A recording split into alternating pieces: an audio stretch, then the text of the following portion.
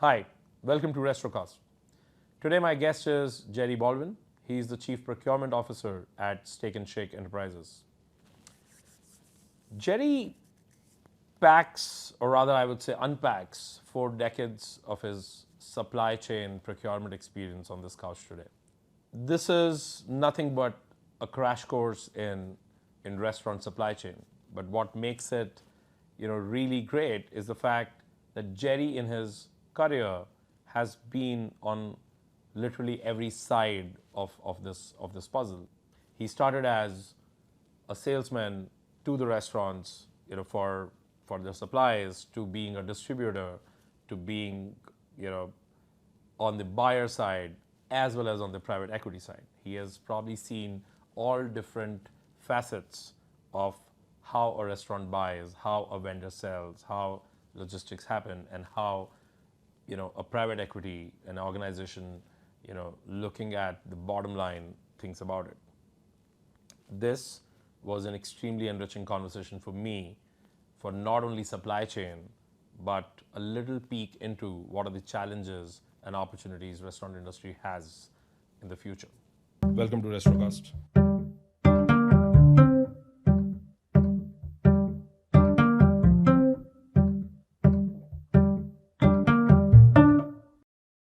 Jerry, welcome to Restrocast. Thank you very much for having me.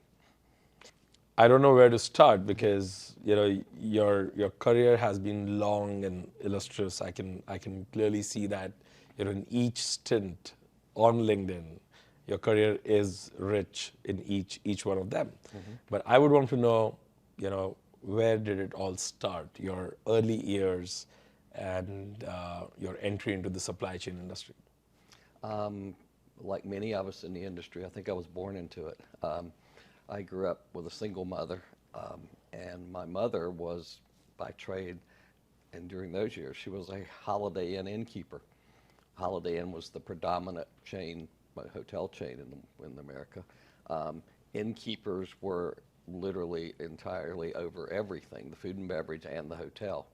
My mother, I can remember from the time of about probably 10 years old up, and actually with pleasure, standing on a Hobart milk crate, standing on a milk crate at a Hobart dish machine, washing dishes in a restaurant, Holiday Inn restaurant, especially on Sundays, because grew up in the rural South, and Holiday Inns on Sundays were the gathering place for Sunday lunches, lunch buffets. They were very famous for those. And she would always be short of help, so I would be helping in the kitchen, washing dishes, bussing tables. It was, they were exciting times, when you're 10, 11, 12. You were part of something, and, you kind of felt important just because you were keeping up with the dishes. And you were helping people, and you got the camaraderie, and you sit down and ate employee meals with people. And so it was kind of that sense of belonging. And I stayed in the industry true to form from that point on. Amazing. So this was your 10-year-old. Yes. And you were just helping your mom as extra hands. Yeah, running a restaurant at Holiday Inn. Yep. Wow. Okay. And what happened from there? Well, I think most people in the hospitality, food service, restaurant industry, if you talk to any of them, even if they aren't in it anymore, they miss the camaraderie. They miss the friendships they made. And a lot of those friendships are made, working 12-hour days. But it was fun. And so I stayed in the business. I did various parts of Holiday Inn. I did food and beverage. I did banquet management, catering. And I was actually a food and beverage manager at a Holiday Inn, getting ready to be an innkeeper when I became engaged. And I kind of looked around a little bit, and a little self-evaluation was, I'm not sure how successful I'm going to be at being married, working 7 days a week, 10, 12 hours a day. And there became the first change in my career. Based on that thought and an upcoming wedding, I decided I needed to change my career to something better suited to family life with a wife. And one of my favorite people who came into the restaurant was my food salesman. Today, everyone would identify them as Cisco or U.S. Foods. In the rural South then, it was a company called PYA Monarch, and they ruled the Southeast as far as food distribution. And I reached out to him and talked to him about becoming, basically a street food salesman for a company much like Cisco. PYA Monarch at the time was a very large company owned by Sara Lee. And he got me an interview, and I went up and I became a street food salesman in Charlotte, North Carolina for PYA Monarch. Got married, had a child, got my own territory, made much better money than I made in the food business at Holiday Inn, and started raising that child and growing my career. Go ahead. You said that you making an important point that camaraderie in the food industry is missing today. Why do you think so? No, I think the people that leave it miss it. I talk to more people on planes and all who says, when I grew up I was a waiter, or I worked in a kitchen, or yes, I did that. And they, as hard as it was, they remember that very fondly. They remember the friends they made, the camaraderie. You could work 12 hours in a restaurant closed and you could still all sit around and talk and laugh and, have fun for another hour even before you went home. It just is a special attachment, I think, to people and friends that the food restaurant business creates that I've never quite seen in any other industry. And that was it. But I think there's times for everyone where you have to pivot, especially to keep up with your own life changes. And so food sales became my pivot at that point. It gave me a higher income. It gave me more time at home with my wife and child. But you still felt close to the restaurant and the hotels, or was it more about like it's a different parallel world that never intersects? It was another interesting change in my life because I ended up with a territory in Charlotte, North Carolina on Independence Boulevard, which was the busiest street there. Probably a good 70% of those restaurants at the time were owned and run by Greeks. So I got to know all the Greek families in the Greek church and an awful lot of great, colorful Greek language. And I just kind of accepted them and they accepted me. And the camaraderie was just a different nationality. And, I grew up in the South. I didn't know a lot about different nationalities.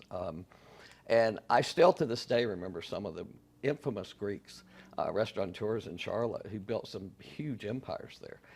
And they were just the hardest working people I've ever seen anywhere. I mean, they worked constantly building their restaurants. Now, the interesting point I learned from that was, as I was growing up with those Greek restaurateurs who were working very hard, their entire family, the children couldn't wait to get out of those restaurants. It was too hard to work. They didn't like it. It was dirty. This was America. They were going to go to college. They were going to do this. I went back many years later and I drove around and went to some of these restaurants to see if the patriarch was still there to say hello, and lots were. But what I found intriguing to me was in most cases, especially the sons, had left, gone to college, went and tried another career. They found themselves back running dad's restaurant. It's just intriguing how many times that happened because they didn't know they had fallen in love with it too. But it was also a very good business, and paid them well. So I followed the Greek trail there for a while. But as I did that, I evolved. We're talking in the early 70s. Chain restaurants were starting to evolve. Typically, because of the demographics of the Independence Boulevard area, if a chain was going to locate, he located there. So I typically got the first unit of the chain. And then as the chain expanded, I became probably one of the first specialized chain account specialists within the food sales division. I did that out of pure selfishness because if I got to know the owner real well, then he built 3 or 4 more restaurants all around the city. They weren't in my territory, but if he said, no, I'm only going to work with one salesperson, then I became his chain account rep. And so I evolved into chain account management there. And I didn't do down the street sales anymore. I only specialized in selling restaurant chains and servicing them. What were some of your earliest famous brands? Sizzler out of California was good. Western Sizzler. And then there were a number of the Quincy's, Western Sizzler, Ryan Steakhouse were very famous and very prolific then. It's funny, there's only a few of those left. And we actually own the Western Sizzler now. But, the steakhouse chains were booming. Sandwich shops were booming. And so, I just made my living then working with chains. You started your own consulting, early on. That's what I see. What's Off and on. It was funny as I got more involved in chains and even working with different distribution centers and companies and manufacturers rep, they all had questions, about the chain business. Well, how do we manage the chain business?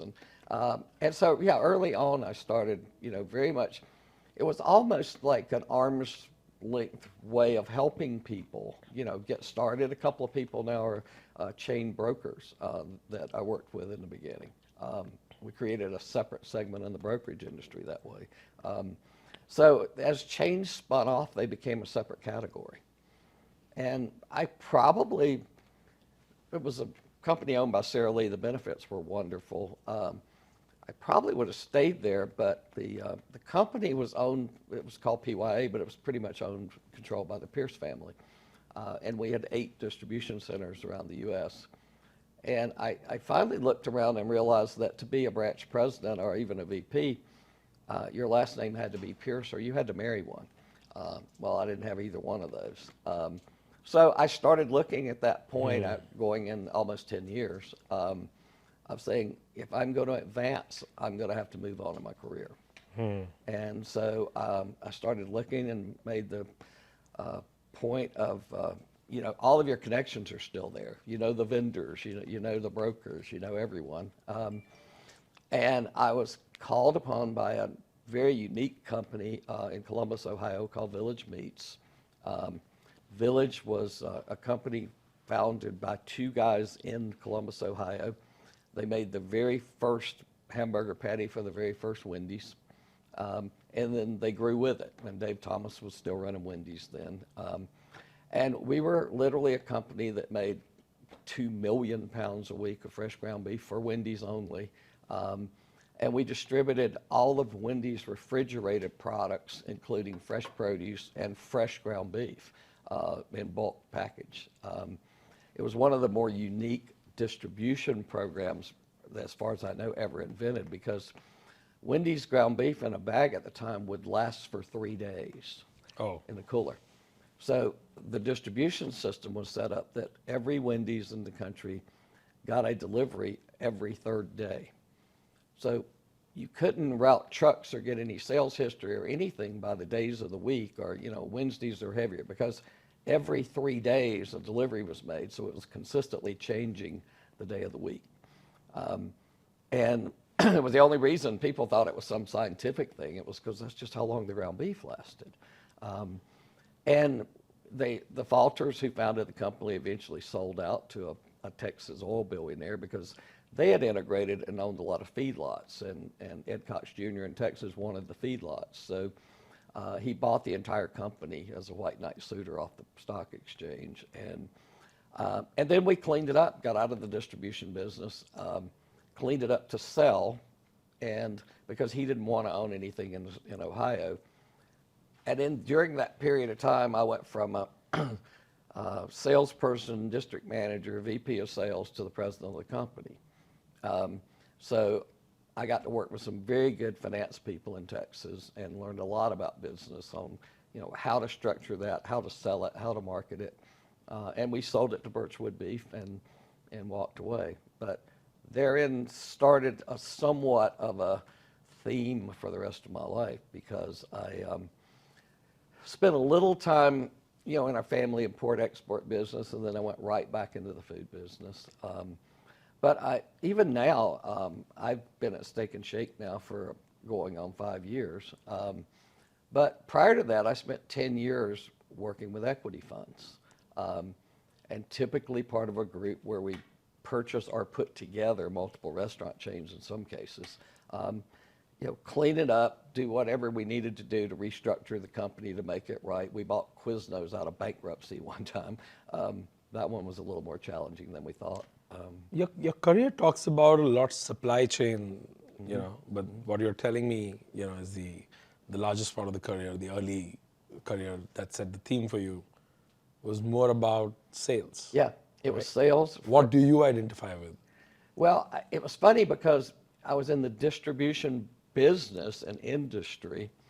I managed sales for chain restaurants, but it's impossible to manage sales for chain restaurants and not be heavily involved in operations.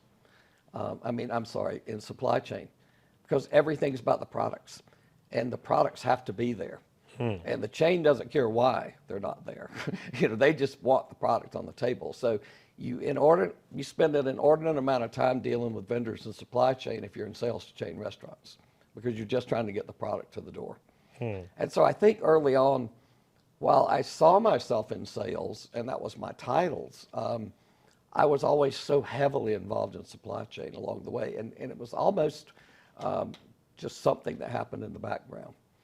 And so as I went into distribution, and then I ran PYA Monarch's chain distribution division, and I went back to PYA Monarch, but I had stepped out. So I took a break, did some import-export. I actually got a call from one of the Pierces, the family that you had to be or married, and said, would you like to come to work for us at headquarters and run our chain division? Because, he was one of the younger Pierces, so you didn't have to be his cousin to work there anymore. And I was probably the most excited I was in my career to go back to the company I originally started with at a headquarters level with a CEO, Mac Pierce, who was just an incredible person. And it was the best times I ever had working. And we were doing exceptionally well at PYA. And making a lot of money. Sarah Lee was leaving us alone for the most part. And then Sarah Lee had a CEO change, and he decided, for probably good reason, that he didn't need to be in the business of distribution. We were a constant thorn in the side because Sarah Lee would not sell PYA, and we controlled the southeast. But so Cisco therefore said, well, we're not going to buy Sarah Lee Danish. Because, you're killing us in the southeast. The new CEO came in and decided, well, I don't think I want to be in this position where I'm not selling Cisco. So he put PYA up for bid, and Cisco and US Foods had a bidding war to see who bought it. And internally, we were all hoping Cisco would buy it because we knew they were really good at what they did. But US Foods won out, and they paid far too much for the company. There was just no justifying that amount. We couldn't have done that and bought it internally.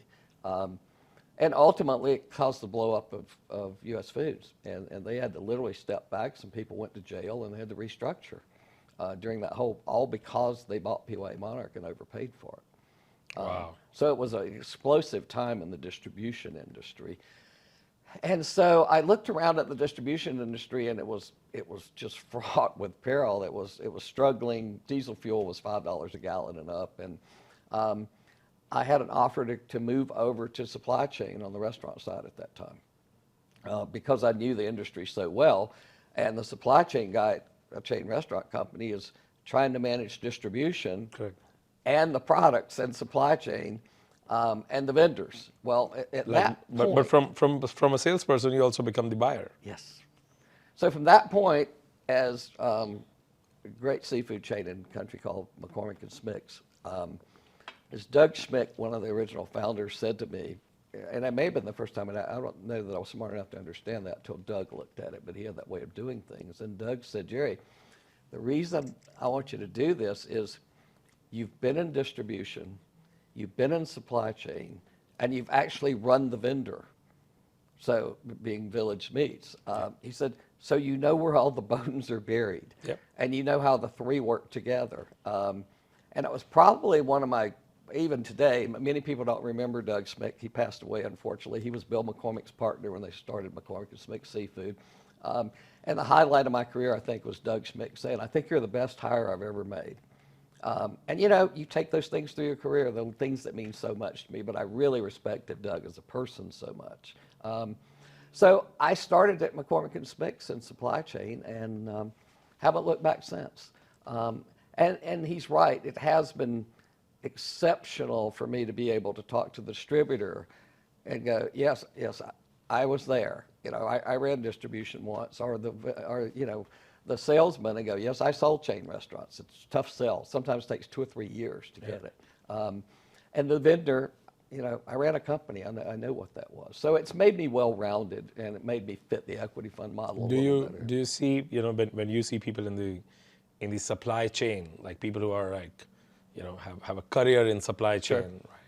And the fact that they have not really they have never been a distributor themselves, a vendor, or, do you see the obvious gaps when these supply chain managers are trying to just make sense out of, a certain time, a certain product availability, delivery, and, because they just lose the perspective on the other side completely? Or do you see that? That's probably been one of my greatest things throughout my career, the last number of years is, we don't have near enough bench strength in restaurant supply chain right now. We lost a lot during COVID when everyone cut back, everyone stopped hiring, everyone stopped training. They laid off the lower echelon. I don't think we have any bench strength, so we're trying to rebuild bench strength, all of us. I think the greatest challenge in my career is hiring new people, sharp people that are, we're going to be really good, and then having to stop and necessarily take the time to train them in those different areas. Now, I do that a little differently than most. I have some very good friends in the industry, from David Parsley on, who, believe in large organizations and, 30 to 50 people, and everyone's a specialist in, dairy, this, that, the other. I believe in very small organizations. I'm very hands-on. I really honestly don't want more than 3 or 4 employees, period. But I want us all to be doing supply chain collaboratively. And I want us all to be able to know why this person does it and why that person does it, and what this means to distribution, and what distribution then means to the vendor or means to our restaurants. So I spend a lot of time, literally what you just said, trying to round out that education. Some of them's good in math, they're good at supply chain, or they came from a vendor. But yeah, I think that's the well-rounded person we're trying to get to. And I think there are a few of us, left that have done all of that in the beginning. I think in supply chain, what I do see is that, I have a follow-up question on the role of Cisco and U.S. Foods today. But then what I do see is that when you don't have the perspective of each, stakeholder in that chain, you're basically fighting the wrong people most of the time. Because you think that world is trying to be against you. You want a certain thing to be at the right place at the right time, and world is conspiring other way, which is technically not true. True, very much not true. Yeah, it boils down to simple business and simple logistics on almost every case. I tell people all the time that logistics are the most important part, because I don't care what kind of chain you are. It matters where your distribution center is and where your vendor is, because you can send out 10 RFPs, and typically the vendor that's going to win is the one that has the least miles to your distribution centers. If their plants are closer, they're typically going to win, because the cost of moving that product is really more than the product. That's so cool. I spend a lot of time teaching that.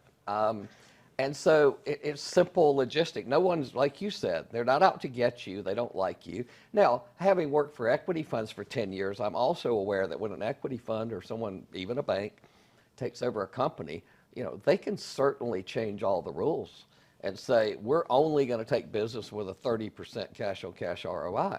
And it's their prerogative to do that. Now, the reason change should be RFP in every item all the time is for that simple case. If your vendor changes hands financially, bankers, anything, even just your banking rules could change, it can make them not competitive anymore. So you're constantly checking your vendors. To me, that's the only reason to check vendors, to say, has anything changed that they're not competitive anymore? And then the secondary part of that, if the mileage is still there, then they should always win. But they don't always do that. They do change banking rules. They borrow more money. They build an addition. They get overextended, and all of these outside elements come into play.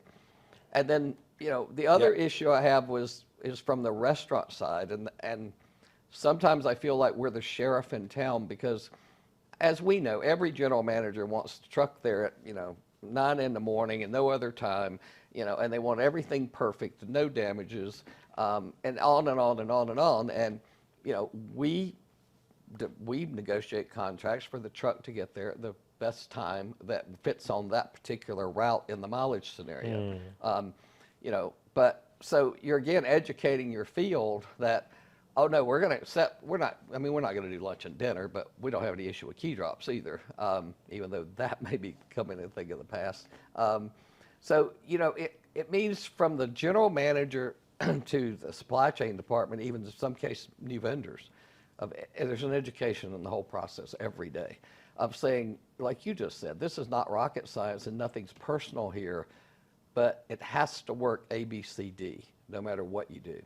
No, I think that, but that's a big point, right? Because what you're essentially saying is that the science is not in just getting the lowest bidder, to get the contract, but also to understand the unit economics on your vendor side. Right. And it's not only about they being competitive today. What will keep them competitive for next year or 3 years or 5 years? The visibility, like where are they heading? Right. A lot of longevity in this industry, even with vendors. We have national accounts managers that have been around for 20, 25 years. Sometimes switching companies, sometimes not. And people say, well, what do you do when you become friends with those people? Because you build relationship networks around the industry. Because thank God, there are times, especially during COVID, if you didn't have them, you wouldn't have product. And so I had a old boss one time whose favorite quote was, "I love you, man, but I'm going to miss you." And my vendors know that's one of my favorite lines. I know you've 20 years and I'm bidding this entire category out, and I wish you success, but love you, man, and I'm going to miss you if you're not competitive. And I just think that's the way it has to be. And you're still friends, and maybe the next round they'll win that bid again. What do you think is, given so much has got concentrated with Cisco and US Foods, over time, how have the challenges changed?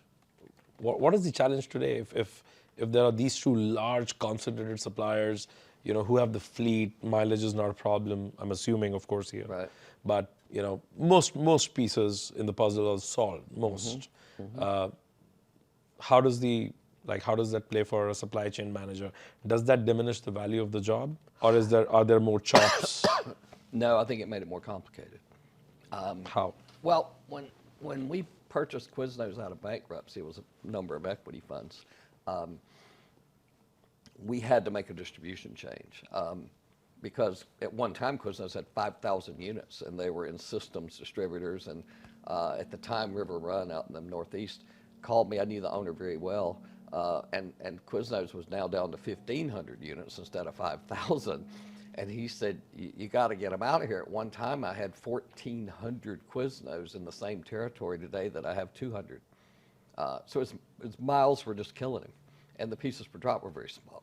So I bring that up because at the time we put that RFP out was the exact time that Cisco made the play to purchase US Foods.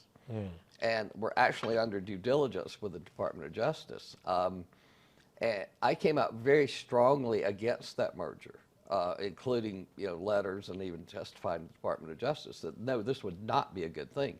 You could not allow the two largest food distributors in the country to merge into one. Yeah. It was bad enough that they let them do the due diligence and let each one see each other's books, from what vendor was giving them what deal. How long back was that? That's quite surprising to me. I would have to look and see what years I was at Quiznos, but it had to be mid-2014, I think. Oh, this recent? Yeah, Cisco made Google it when it's over. Wow. Cisco made an offer to you wake up one morning and it's like, wow. That would have been an ultimate monopoly. It's like we woke up a few weeks ago and Cisco bought Edward Don. Shocker. Now, you wake up in the morning and Cisco is purchasing U.S. Foods. For the 10 years prior to that, I used U.S. Foods to keep Cisco in line price-wise. Because I'm going to tell you that almost every bid I ever looked at, U.S. Foods was less than Cisco because they were more aggressive and hungry for business and wanted the volume and the growth. So all of a sudden, they're going to scoop up that competitor, and it would have just been a nightmare. Eventually, it would have worked out because for many, many years, even with Cisco and U.S. Foods being as large as they were, the smaller independent food service distributors still control the percentage of the market out there.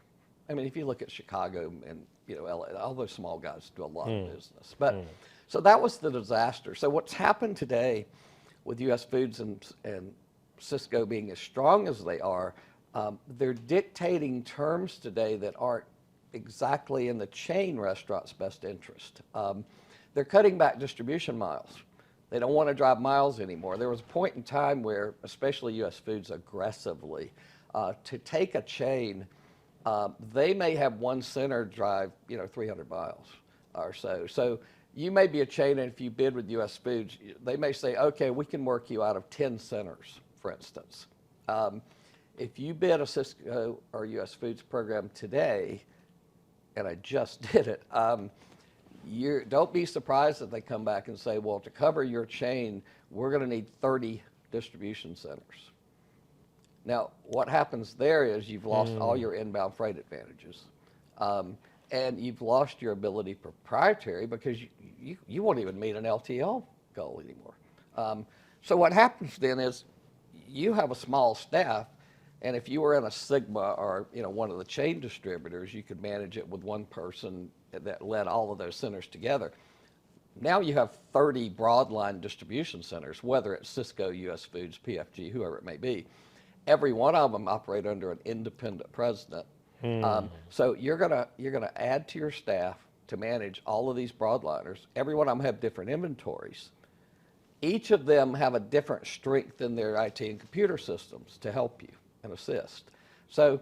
Oh wow, they're like that independent. Yeah, they all have different strengths and who built what, and and so all of a sudden you've lost your inbound freight, you've lost your proprietary, you're starting to lose your identity, and they're obviously going to push and sell more of their own private label merchandise, where they have the most sheltered income in. Yeah. And I say that, and I don't. They can almost dictate availability. Is that what you're saying? Yeah, and so it becomes a huge issue to how do you maintain your identity as a chain when you've lost so much control of your inbound freight, therefore your contract pricing, therefore the label you're serving. You literally spend a day in Houston or Maryland for U.S. Foods or Chicago, and you're approving 25 products that are like-kind products that they already have in inventory. So you mean in that example, like a 30 distribution center means your pricing contract is also not central? When we went Quiznos, old story, so we can tell it now. We bought Quiznos. They were in 7 chain distribution centers who wanted out. It was a mess. Quiznos, we bought them out of bankruptcy. Cisco was making a bid on U.S. Foods, so U.S. Foods refused to bid. We had to go with a Cisco program, which put us in 36 Cisco centers.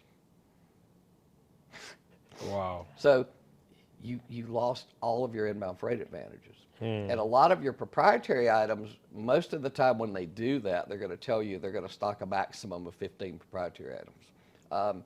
And a lot of those proprietary items, even if you could get them slotted, in 36 centers, you didn't even meet the minimums of the vendor to ship it. It was barely an LTL. And the LTL is still very hard to get today in shipping lanes. So, yeah, it dramatically changes the supply chain department, within any chain when you go to a broadline center like that. And it was spread across multiple dozens centers with a set number of proprietary items. What's happening at Steak and Shake today? Steak and Shake's in an exciting transformation. Steak and Shake's one of the oldest chains in America. It was 1934. Gus Belt started it. Yeah, grinding meat in the restaurants. 1934. 1934. Yeah, on Route 66. So, So we have all of that together, and we publish the story a lot in our quarterly reports, but we changed the concept, and as we call it, we went through a transformation. We've been very public about it. We realized early on, just prior to COVID, that our model just wasn't working anymore. Steak and Shake at the time was a diner with a drive-through on it. We had waitresses and silverware and china, and we dipped ice cream and you name it. And our competitors' numbers were much better because they didn't have all that.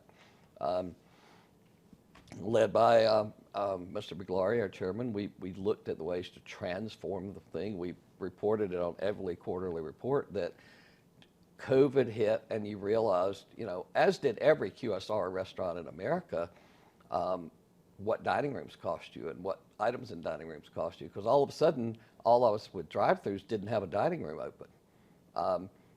I mistakenly made an assumption that our costs may go up with the dining room closed because we may use more takeout, but in every case, McDonald's, KFC, everyone, the dining room, the food costs went down. Because no one in our history had ever measured what we give away in the dining rooms. Salt, pepper, ketchup, Cokes, everything. So we did not reopen a Steak and Shake from COVID without a remodel inside every store. Is that such a large percentage of, We never thought that either, but it was when COVID hit. Wow. All of a sudden, it was like, wow. And it was why opening. You didn't see McDonald's or anyone in a hurry to reopen dining rooms because they now knew what the cost was to run that dining room. Yeah. And so, Why do you think that's true? Well, I've talked to Chick-fil-A people, and if you notice any of the times, I called a Chick-fil-A person one time, and he was on LinkedIn and said, you're probably not going to share any numbers with me. And like any Chick-fil-A person, he said, no, we love to talk about anything. We think everyone should have success, which is why that company's so great. We were so busy looking at the time of the cars through the drive-thrus. We knew how many cars we put through in an hour, but they were only looking at how many cars they put through an hour, period. That's all that mattered to them was the guest and how many cars went through an hour. And I think everyone started using that metric now. And so that's what's important is how many cars you can put through that drive-through in an hour. And there's no one close to them. I mean, of course, their unit volume's so ridiculously high. So we transformed it into a normal QSR. It's been highly successful. I mean, our P&L shows it. We've turned to a profit, strong profit. Steak and Shake's now a very profitable company. We remodeled every unit to get to that point and we love our kiosk. So a shocking number for us was the amount of acceptance our customers gave the kiosk when they came in.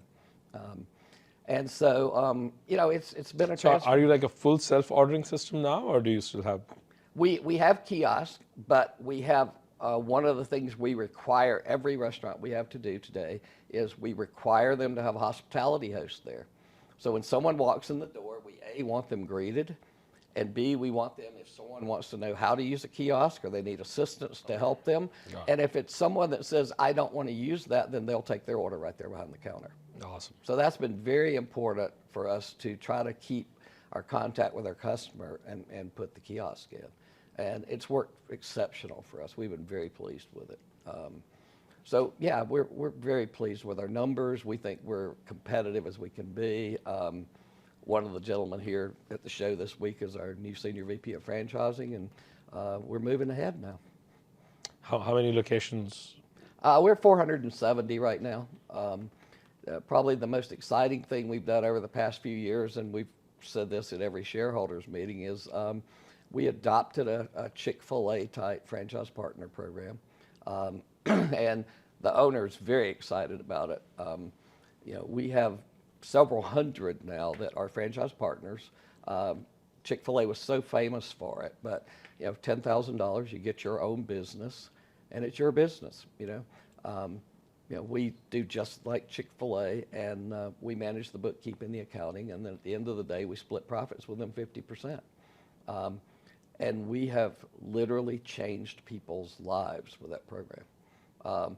Some have, especially internal candidates that were GMs, they've doubled their income, and they have their own business. It's worked incredible for us. I don't think we have probably a single story where a franchise partner hadn't stepped into a company restaurant and over a relatively short period of time tremendously increased sales. Because it's their business. They're greeting that guest at So the door. that's for the company, that's for the equity stores, or that's for the franchisee stores as well? Well, what we're doing, the franchisees are normal, traditional franchisees. They own those.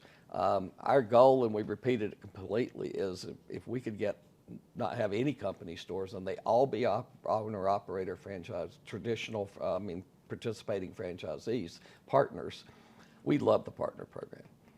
They give us great feedback. We have very intense meetings once a month at our office, and the first night of every meeting we invite 2 franchise partners from around the country to sit in the meeting through every part, finance and everything, and give us their opinion.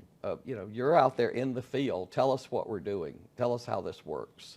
And it's been very, very good feedback, and we've been very receptive to it. So the franchise partner program we're probably the proudest of, because we have some incredible people out there that are running their own business and doing well in life. What's the challenge? What's your challenge? What are you solving for?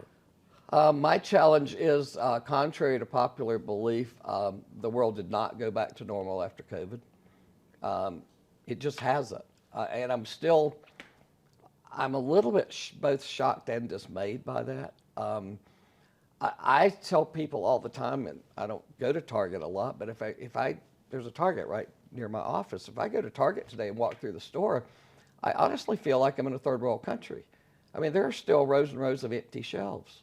I mean, pre-COVID, you didn't see that. It's incredible now that the amount of vendors that we have who are at max capacity and have no more capacity, and even amount of shortages we have daily is just incredible. And part of it is simply, and I blame this for the shortage of distribution right now too, is we had a very long period during COVID that on every side, it's probably every vendor and every distributor we have, they stopped capital expenditure spending. They stopped adding warehouses. They stopped adding freezers. They stopped all of expanding their business during COVID and just cut it off because nobody knew what the outcome of COVID was going to be, and they didn't want to be spending their capital that way. So distributors are constantly adding on to freezers, coolers, and it takes a long time to build this infrastructure. And they all stopped during COVID, and they can't get caught back up. So you're saying while the demand is back up, distribution is still not there? Yeah, it's not there today. I mean, anyone who, and I'm speaking later at this conference on that, anyone who sends an RFP out today for distribution is going to be quite shocked at the lack of capacity or the number of distributors that can even take your business in what areas. It's very few distributors out there that could take on a national chain today if they wanted to. They just don't have it. They don't have the capacity in all the distribution centers. But we're also finding that true with vendors. So I look around today and I see supply chain as continuing to be one of the most challenging segments out there for that reason. And many people don't understand that supply is that tight or that distribution is that tight. While we seem to be coming out of COVID, we seem to be seeing a little break in hiring employees. And that was another change we had to make during, right out of COVID employees. Our owner had to make a decision to be the highest paid QSR in the land. It was the only way we were going to hire employees. So we made a public announcement of we're going to treat our people, with the golden rule. And it's cut our turnover, and we're continuing to work on that. What's that? What are you doing? We're increasing wages, and we're doing competitive wage surveys in every market. And we're at the top of every scale. How much do you think is the premium that you're paying? Oh, I don't know if there's a premium. I think we're all in the same area of and it depends by region. Some are 15, some are 18, some are, who knows. The hard part's for any of us to try to compete with a Chick-fil-A, for instance. Look at McDonald's or everyone else in the world, including us, and if you're doing $2 million a year, you have a great unit, and Chick-fil-A's doing over $8 million a unit. When you have that kind of sales, you can hire a lot of employees. So I think everyone's still chasing Chick-fil-A, but you can't chase Chick-fil-A. It's literally a culture. Yeah. It's not a business model. It's a Correct. culture. On both sides. Yes. Customers as well as people Absolutely. who work there. Absolutely.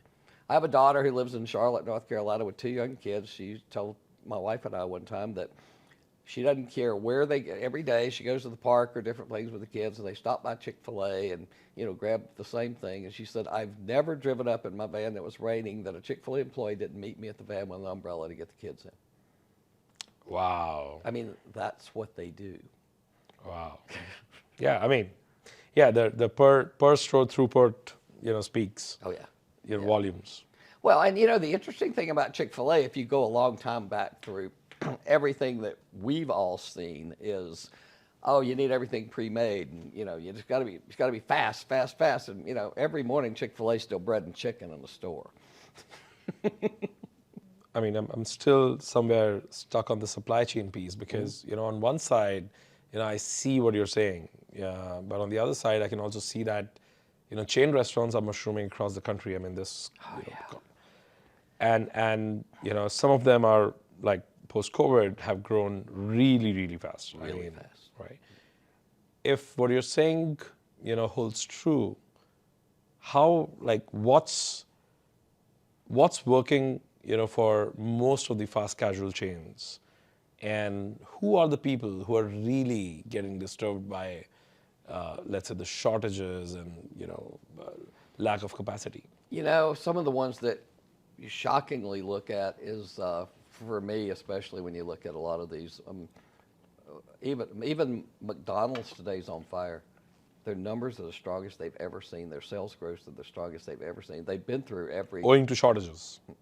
Is that because of the shortages? Oh no, that's after COVID. Some of these people have grasped on and they figured out the right puzzle, so to speak, for the guest. I think McDonald's figured out how to get people faster through their drive-through in the way, and it's paying dividends today.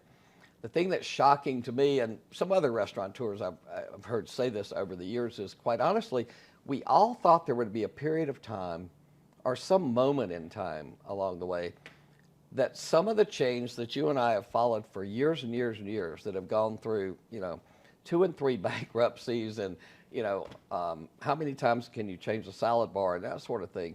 We thought this shakeout was going to remove some of those from the landscape. And we're not seeing that happen. They just always seem to hang in there, no matter what they do. They always seem, or they find a new owner or someone buys them and everybody tries to make the same attempt again. I think the issue with supply chain today is you're not so much seeing it. Honestly, with COVID, you drove up and you read the list of what they didn't have. We didn't have straws, we didn't have napkins. I mean, we managed to get everything, but we went to Mexico and everywhere else in the world to get it. But I think what you're seeing today is, I think supply chain partners are doing an excellent job of getting product to the stores to serve. I just think they're working a lot harder and just finding innovative ways to get it there more so than people are aware today in today's environment. The other issue we have is there's a couple of segments that, for one reason or the other, we would just like to change vendors.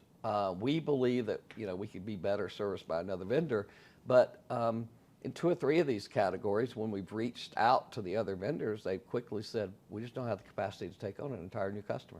We could take on one line or this or that and the other. So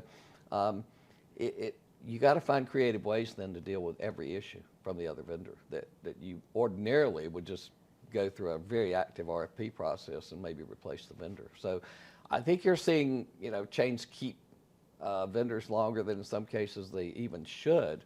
They don't have anywhere to go. You've worked in the private equity side, a decade plus. Today, restaurant chains all over are struggling for margins. Yes.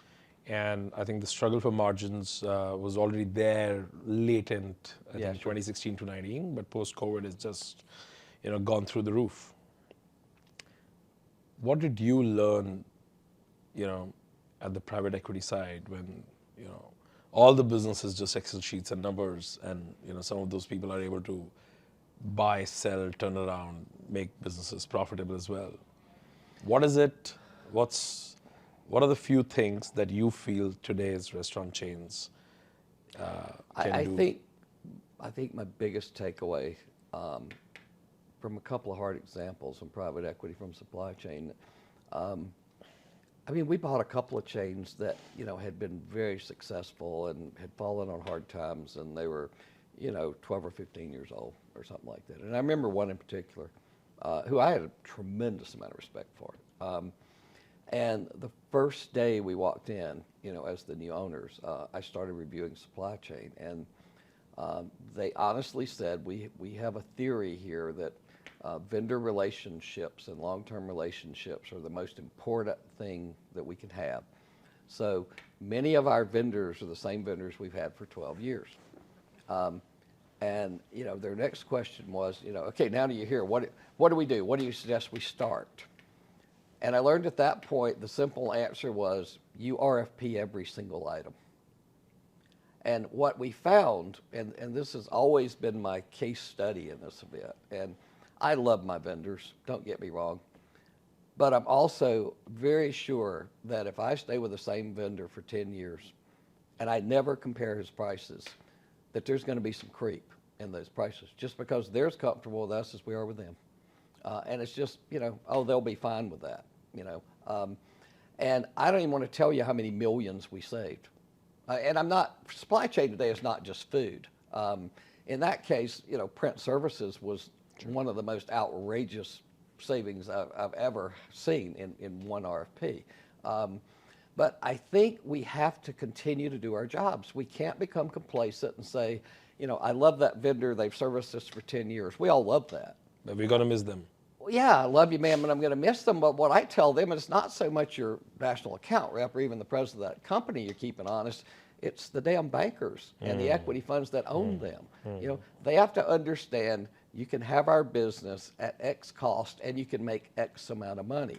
But doesn't that expose a chain? Like when you say you RFP every single item, doesn't that expose your business to the risk of, let's say, poor quality or compromised quality in different ingredients? Because it also increases the bandwidth you need to make sure that each item that comes into the door, at competitive price now is actually as promised. Not if you have an accurate and controlled RFP process.